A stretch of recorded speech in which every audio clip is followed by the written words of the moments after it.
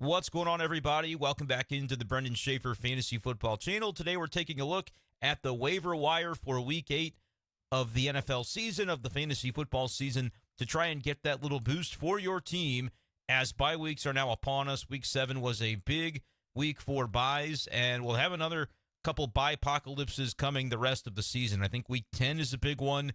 Week 13, a pretty good-sized bye week. So you want to have depth on your roster if at all possible. Let's take a look at the waiver wire by going on Yahoo, clicking the most added players of the week, and determining which of them are worth your time here as you get those waivers set for Wednesday. Taysom Hill, the most added player in fantasy football as of this week, and I think for good reason. This one's going to be platform-specific, platform-dependent in many ways. On Yahoo, he's a tight end only. On Sleeper, I believe he's a quarterback and tight end eligible, so that could maybe be helpful if you play on Sleeper. It feels like we go through this every year with Taysom Hill, where he'll have a couple of weeks of relevance and then people rush to add him, and it's not sustainable. In this case, I don't know, Derek Carr hasn't played well, so that always leaves the possibility for some more Taysom Hill quarterback opportunities.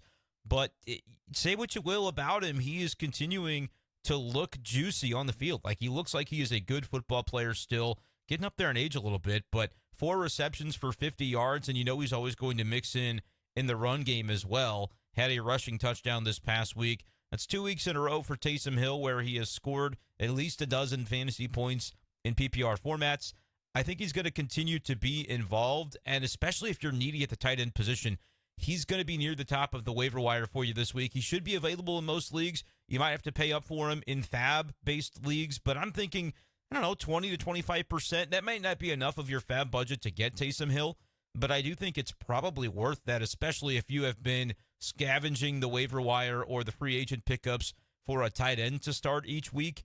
Taysom Hill should give you a decently stable floor until such time that the Saints just decide that they don't want to use him anymore, which, again, does seem to happen each and every year. But I would say Taysom Hill worth a flyer this week, and in tight end premium leagues, he's kind of a cheat code. 11% rostered in Yahoo leagues, so he'll be out there in most leagues. Josh Downs shouldn't be out there anymore, but still only 37% rostered in Yahoo leagues. This guy has to be at the very top of your waiver wire, which is what I said a couple of weeks ago after really his breakout game, that this guy was going to continue to be involved, and he has been. 5 for 125 and a touchdown. His best game as a pro this past week. I think he's going to continue to be a really nice option. It's not every week that he's going to succeed. You can look in week 6 and realize that without the touchdown, it's more of a lackluster performance for Josh Downs. But I think he's a good player. He's a guy that went a little underdrafted in the NFL draft after not having a great last season at North Carolina. But coming into that last season at North Carolina, it looked as though Josh Downs could be a first-round pick. Didn't end up going that way, but motivated player, I think, in a good situation because Gardner Minshew has shown over the course of time that he can support fantasy assets at the wide receiver position. So, yeah, I think Josh Downs should be the very top of your list. Dalton Kincaid's been dropped in some leagues leading into his breakout. If that was the case in your league, you need to try and go get him. And I would be paying decently on fab because Dawson Knox needs a surgery, which means he could be out for a number of weeks. And that Dalton Kincaid, the rookie tight end for the Buffalo Bills, would be a go at the tight end position. He had a 8-catch, 75-yard game connecting with Josh Allen in week 7. I think there is more of the same to come from Dalton Kincaid. He should be a target monster.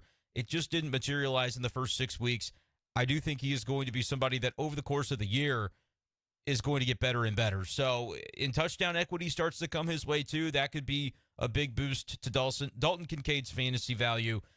He's another guy that I want to add. As I compare Dalton Kincaid to Taysom Hill, I prefer Kincaid to Hill slightly.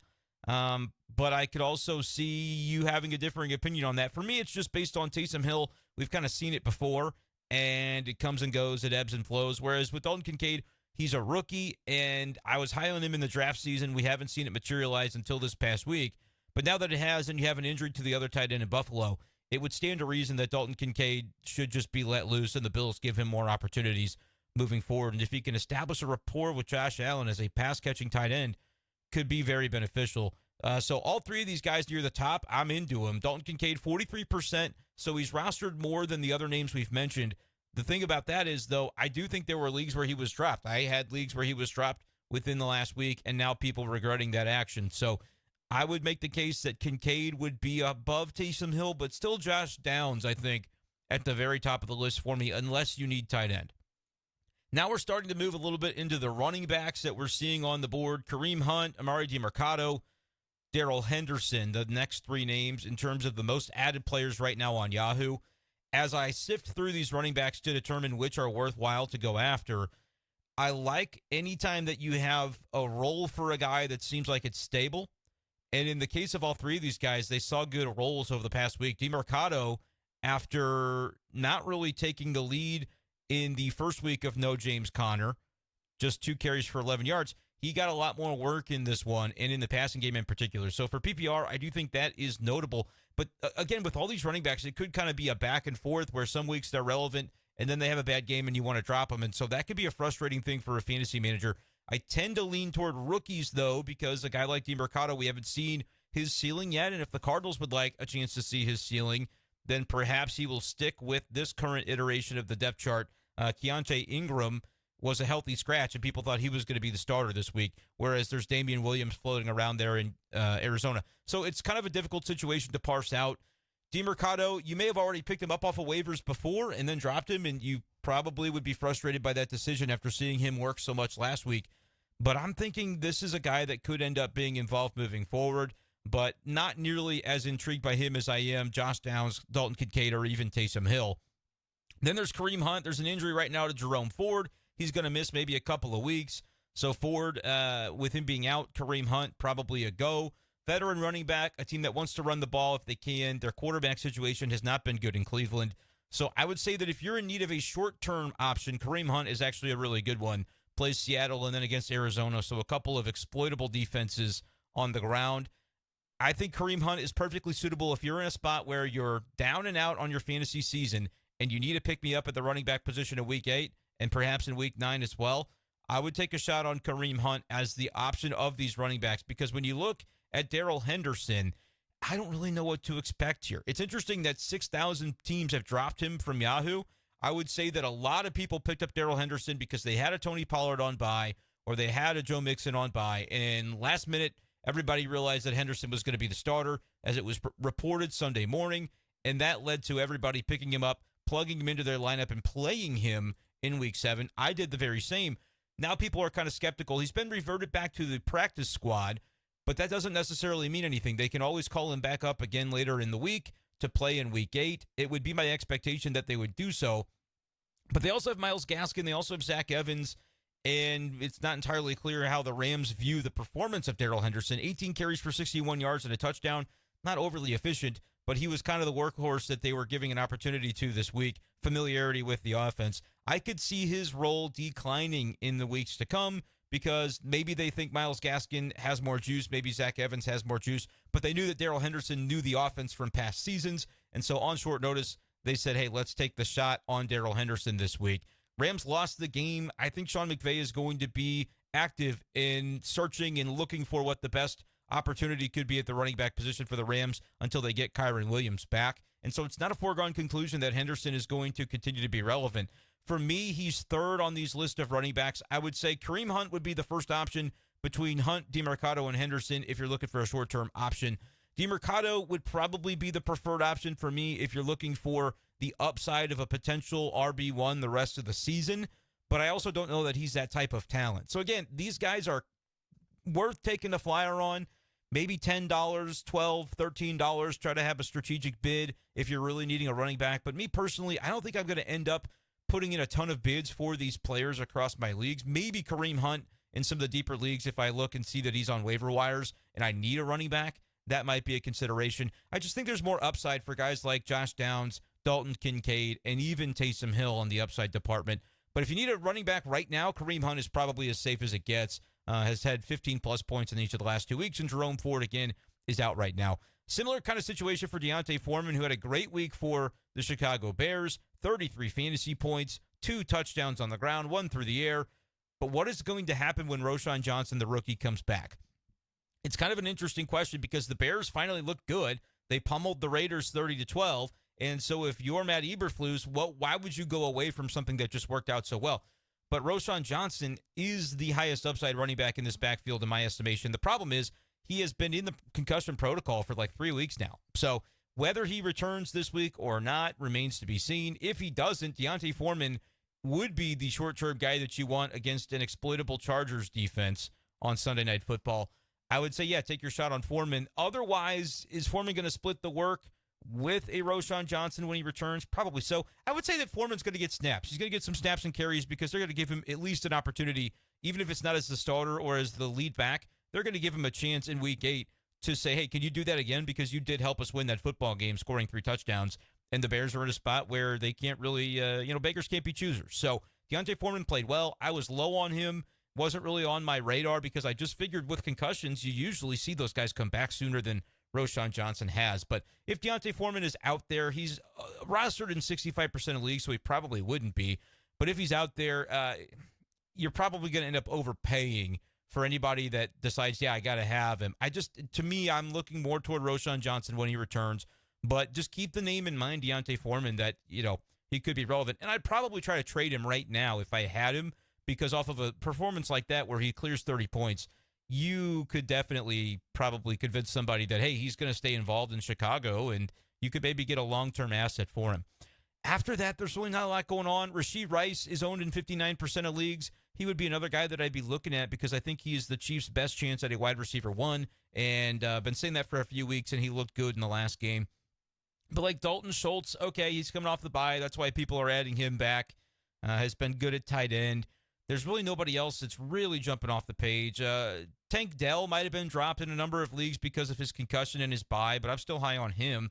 Here's a guy at 2% that we should make mention of. It's kind of a tight end heavy show, but Trey McBride is only rostered in 2% of leagues, and the Cardinals have just added Zach Ertz to the IR, which should mean wheels up for Trey McBride. This is a second-year tight end that they should have been giving opportunities to in Arizona anyway to find out what he is for the future. And with the potential of Kyler Murray returning soon, I mean, Trey McBride could be very interesting. This is a guy that I would definitely not leave on waiver wires after this week. Again, only rostered in 2% of leagues, so he's going to be somebody added everywhere. I'd pay probably $10, $12 for him in a fab league, and if I'm very cautious with when I burn my waiver priority, I would do it on Trey McBride. I think he's going to have enough people aware of him with the Ertz injury that he's going to be added.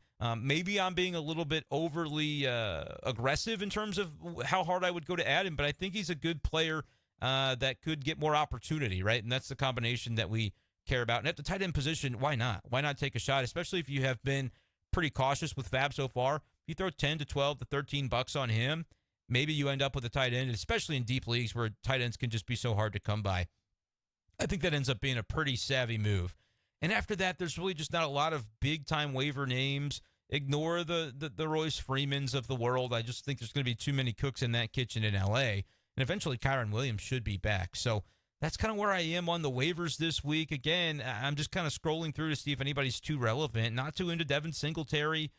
There's always going to be guys that we've talked about Tyjae Spears in recent weeks. He's coming off the bye week. I wouldn't leave him on waiver wires.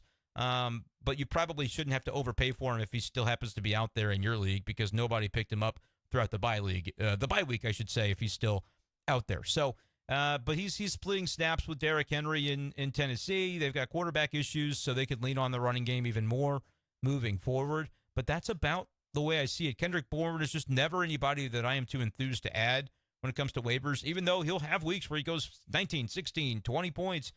It just feels like for me that's not as reliable. Your mileage may vary. But for where I am on this week, tight ends that are worth adding, Dalton Kincaid, Taysom Hill, and Trey McBride. Josh Downs should absolutely be rostered everywhere, and Rashee Rice should be as well. And then at the running back position, I think you'll find these various running backs that are available are kind of dart throws because you don't always know reliability in the circumstances. But we do know with Cleveland that they're going to use Kareem Hunt. We think that's going to be the case with Darrell Henderson, but there are other guys that could vie for that opportunity. And Sean McVay, I don't like to trust with running backs. So Hunt's my preferable option there. But when Jerome Ford returns, I think Hunt will revert to being more of like a flex/bench borderline guy that I don't really like to have those guys on my roster.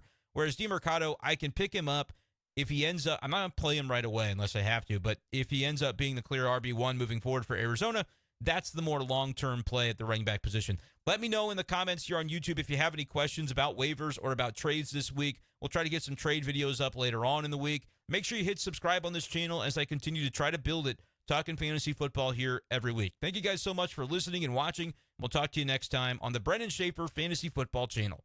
Peace.